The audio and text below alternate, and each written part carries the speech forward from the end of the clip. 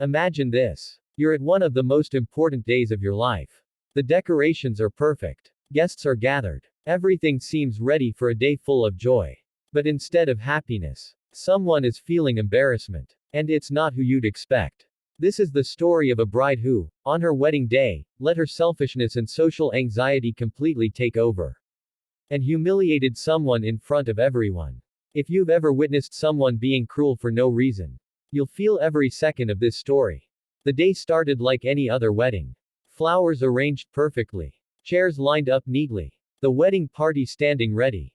The groom looked nervous. The bride seemed radiant. The guests were excited. But there was one detail that made the bride instantly uncomfortable. One of the groom's closest friends. A groomsman was in a wheelchair. At first, no one thought much of it. Weddings are about love, family, and friendship. But the bride's reaction told a completely different story.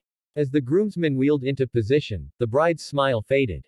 Her eyes darted nervously. Her hands fidgeted. She whispered something to her bridesmaids, who awkwardly nodded, unsure how to respond. Then, it happened. She let out a faint scoff, barely audible. But loud enough for nearby guests to hear. The tension in the air thickened. Throughout the ceremony, she couldn't hide her embarrassment. Every glance at the groomsman seemed like a silent judgment. She shifted uncomfortably. Her posture stiffened. She avoided looking directly at him. It was subtle, but everyone noticed. Guests exchanged uneasy glances, whispering to each other.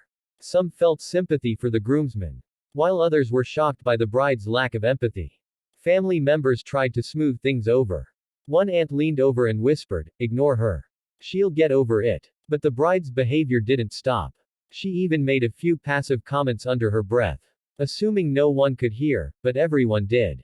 Some guests were shocked. How can someone be so insensitive? They whispered. Others were angry, but the groom seemed unsure how to respond. He didn't want to ruin his big day, but seeing his friend treated this way made him tense. Through all of this, the groomsman remained calm.